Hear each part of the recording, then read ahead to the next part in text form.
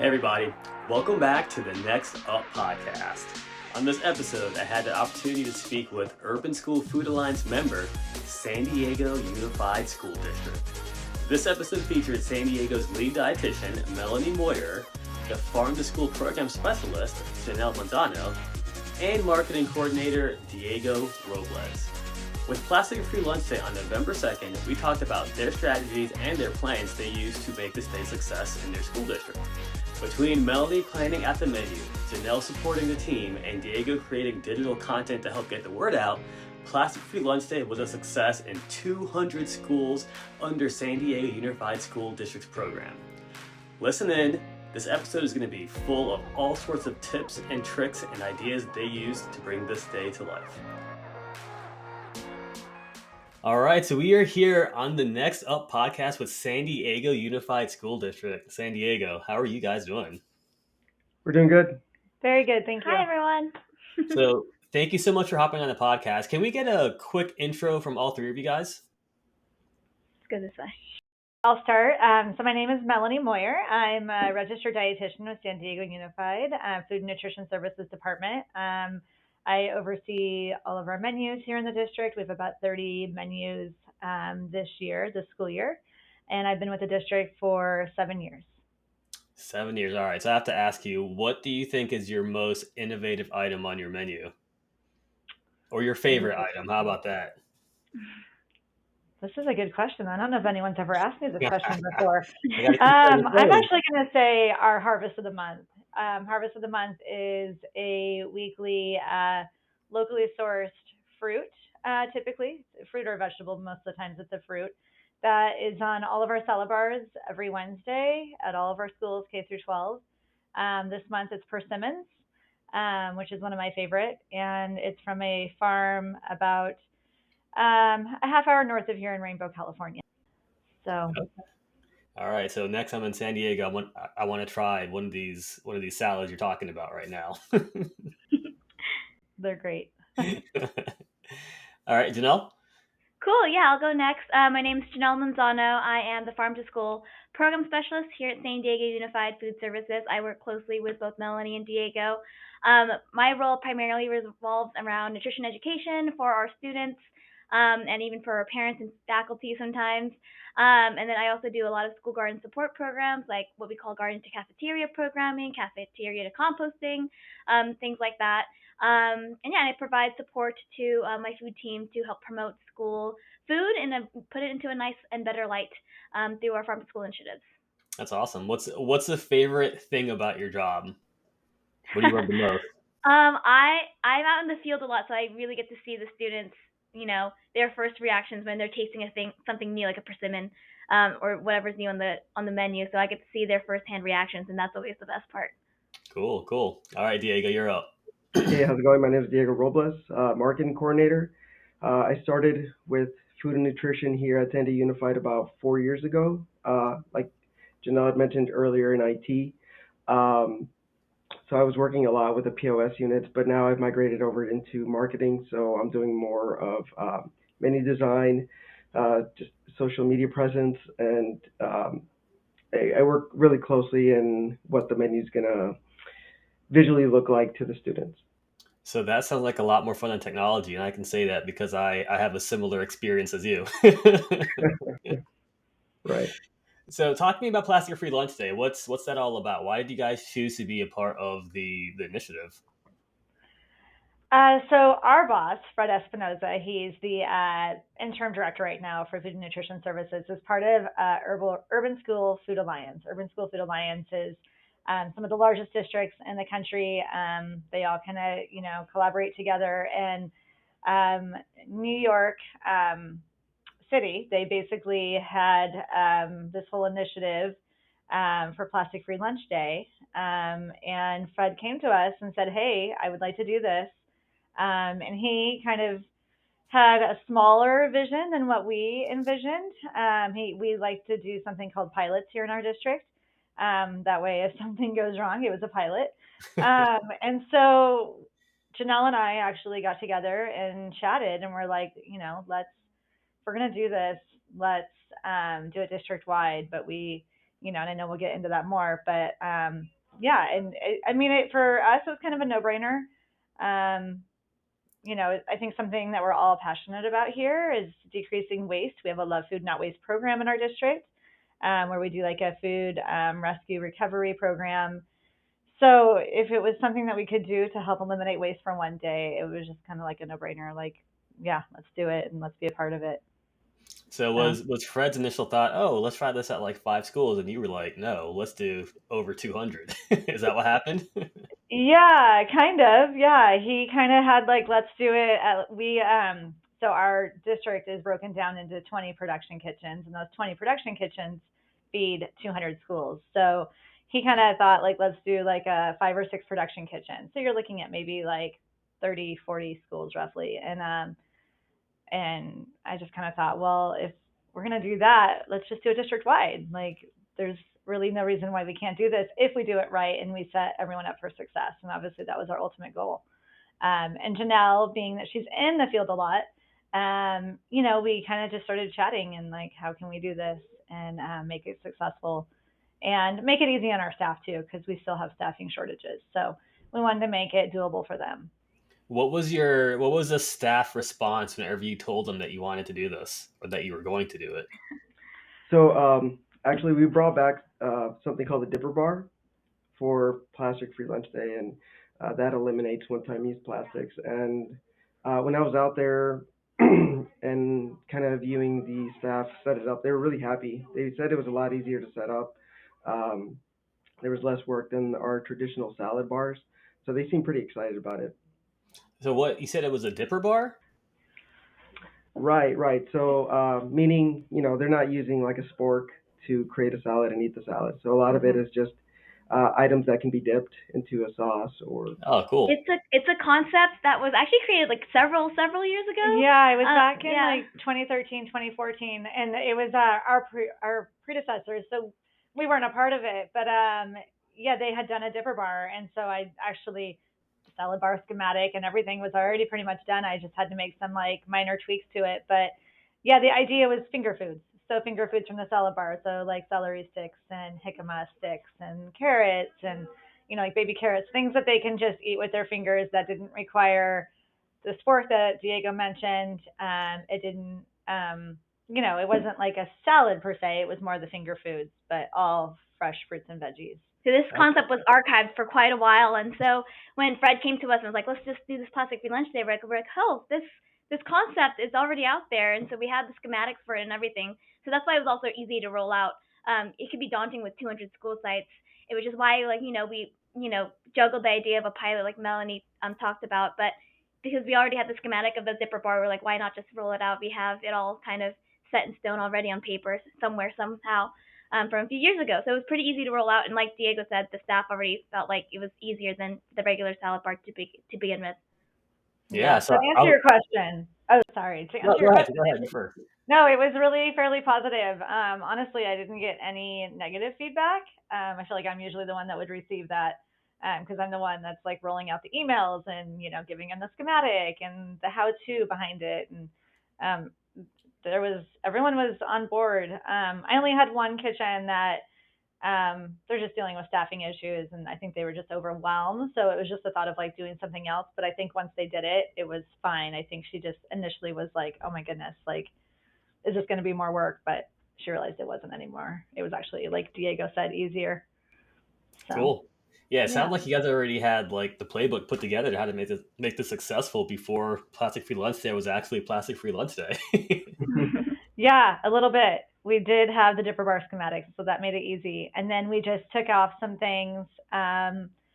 We have like prepackaged salads at our secondary schools. So in place of having like a plastic clamshell that the prepackaged salad would go into, we did veggie burgers that day. So that eliminated that single-use plastic. And we have a yogurt parfait because we did this last Wednesday. So we have like a yogurt parfait in the elementary. So instead of doing the yogurt parfait that day, we did some butter and jelly sandwiches. So again, just eliminating that single-use plastic. So the whole idea was, obviously to get rid of all single-use plastic for the day. That's great. So what was the student response? They're cute. Yeah. And Actually, I think I they're think just you guys really actually sent over lucky. some pictures from the students too, right? Right. Calista, Yeah. Yeah. can We you pull up posted a some of few those on our photos Instagram. for us, please? Yep, there they are. They're So talk to me about how the students felt about this. uh, specifically at the high school level, they were really excited about the tajin because we put a bottle of tajin out there with some jicama, and they were. I feel like the bottle wasn't really lasting too long. Like they would just spend all day putting tajin on their oranges and on the jicama. So they were pretty excited to have those that feature out there. That's awesome. That's cool. It's amazing to me because the feedback that I've heard from some of the other districts that participated in this, the students are really into it. And I was thinking about when I was a kid in school, like plastic free lunch day and these sorts of initiatives didn't even occur to me. Like we were thinking about the environment like kids today are. So it's really neat to see how much they care about their future and how school districts and Urban School Food Alliance and cafeteria culture really partner to try and, make the world a better place. Yeah, definitely. Yeah, we all went to different schools. I went to an elementary school that just happens to be a third, fourth, fifth grade elementary school, and they had all. Janelle does virtual taste testing once a month, and all of the third grade classes at the school had just maybe like a half hour to an hour before done her virtual taste testing of persimmons. And so the teacher knew it was plastic free lunch day. They had just had persimmons. Persimmons were on the salad bar. And so the kids were really excited because they were able to like put those two together. And they had just seen Janelle like an hour before. Yeah, so that same morning of Plastic Free Lunch Day, I typically hold a 15-minute nutrition class every Wednesday, the first Wednesday of each month. And so I was already hosting that class. It's in the schedule, and I have a lot of regular teachers that come to that. Each month, we usually learn about the harvest of the month fruit. And so it was my persimmon class to kind of roll out and introduce persimmons to our students. And then alongside of that, because it was happening on the same day as Plastic Free Lunch Day, we watched the quick video from cafeteria culture from the students out in Brooklyn, I believe it was. And so, yeah, my students who watched that was probably about 300 to 400 kids in that Zoom class. And so we all learned about persimmons together, and then we watched the plastic free lunch video together too. So those were the students that were really maybe more aware of what was going to be happening in the cafeteria that day, and they could tell their peers who didn't watch the video, but the video did get sent out to principal pages and things like that. That's neat. So whenever you do trainings, you said it's one Wednesday a month that you guys typically do it? Yeah, it's the first Wednesday of each month at 10:30 a.m. So all the teachers are aware of it, and they could sign in if they want to, if they have the time to. And it's a quick 15-minute only class. That way, it could fit into their schedule as easily as possible. And then there's also the recordings and other things that I could send out for more educational resources. But it's just kind of a way because we're such a large district. I'm always trying to scale up and reach as many folks as possible. So the Zoom platform, kind of what we're using right now, is kind of a great way to reach more folks. And like I said, I could get hundreds of students watching a nutrition class together with me in a short amount of time, and then it could get the word out, like about persimmons, about plastic free lunch day, whatever nutrition topic that we have going on for that month. That's awesome. I love it. I love it.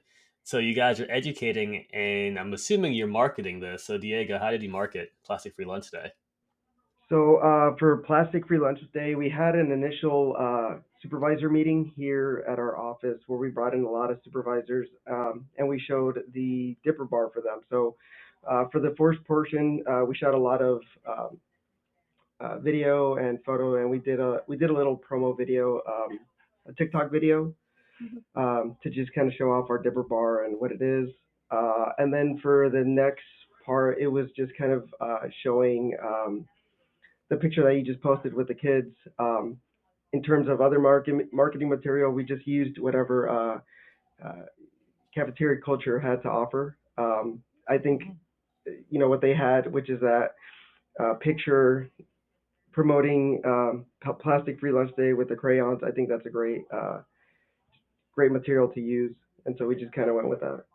Yeah, they provided all sorts of cool resources for districts that wanted to participate. So that was really nice to see.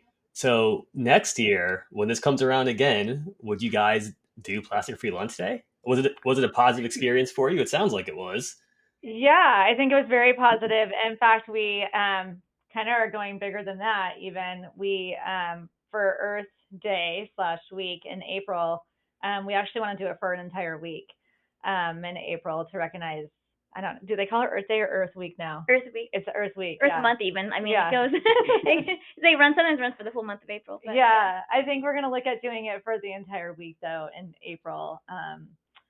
And yeah, so and then yeah, we would definitely do it again next year, and maybe we can build on what we did this year, and perhaps do a little bit more. I did see some students, of course, that bring, water from home, and they had like plastic water bottles. It would be great to like, try to encourage them, like what they're bringing from home, to not bring the plastic from home. That's a little bit harder and bigger. And, being in a district our size, we definitely couldn't do it. It'd be hard to do it all 200 schools, but it'd be something that we could like focus on a little bit. So yeah, I definitely don't see a reason why. And back to the marketing thing that you asked too, Cafeteria Culture's marketing materials were great. So we didn't even create any of our own marketing materials other than the video and stuff that Diego talked about. We just used everything from Cafeteria Culture. I think in a way, this first event for Plastic Free Lunch Day was definitely a way to get way to see if our cafeteria team can handle it too, right? So that's like kind of the first step. It's one day. Let's see if they can handle it. Like Melanie mentioned earlier, we're still experiencing labor shortages, but it went successfully. I think we could all kind of agree to that. And as Melanie was touching on, we hope to do it this April for Earth Week, and maybe we could expand the audience from not just getting our cafeteria team involved, but making sure that more teachers are involved, like maybe giving them more time to put it into their lesson plans and things like that. I know I showed the video to the students who viewed my 15-minute class, but it'd be great to get more teachers involved to watch the 1-hour documentary even and create lessons out of that. And we'll have more time to like do that promotion side of things. I know I had my Food Corps, AmeriCorps service members. They tried to research some of our environmental clubs here in the district and reach out to them as well. But I don't think the time frame was in our efforts this time. But this April we'll be able to reach out to them ahead of time and get them more involved too, these student groups. Yeah, that's great. I hope that a lot of people watching and listening to this can take what you guys did and the other districts that participated and almost think of it as a pilot and more so a proof of concept. Like it's possible to go plastic free, but you know what? Maybe if you can't go plastic free, maybe you go less plastic. Like, so it doesn't have to be completely plastic free, but as long as we're using less plastic, we're still helping the environment. So what were are there any tips that you would want to share or words of encouragement to other districts that may have been on the fence about doing it this year that may potentially do it next year? Like, what can you tell them to encourage them to participate next time around? I would say reach out to us. I'm happy to share our resources. I'll share the Dipper Bar schematic, whatever it is. And we have the videos and stuff too. We definitely, I know for myself, there's a whole network of school nutrition professionals, and we are always inclined to share resources with each other. And so rather than reinventing the wheel, I mean, it's already been done. Just reach out, whether it's us or another district that has great resources that'll help them be successful. I would just say, use those networks and don't reinvent the wheel. It's one thing I love about child nutrition is you guys truly don't compete with each other. I connected you guys to a district in Florida like 2 weeks ago, and you guys are collaborating and doing some stuff now.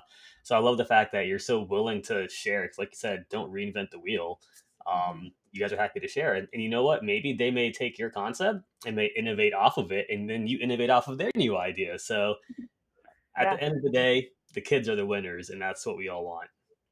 Yeah, 100%. Yeah, we're always, like you said, they can take ours and then we can build on theirs. And, it's the best practices that is what we kind of thrive on. So, yeah, absolutely.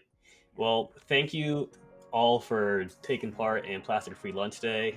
It was a pleasure to collaborate with you and USFA and Cafeteria Culture on that. I mean, the potential for positive impact is huge on that. So if we can continue to get that rolling, that would be great. And thank you for hopping on this quick podcast with me to talk to me about your experience with it, which was overwhelmingly positive. For sure. Thanks for having us. Yeah, no problem. Yeah, thank you for having us. All right, anytime. Talk to you guys soon. Okay. Bye.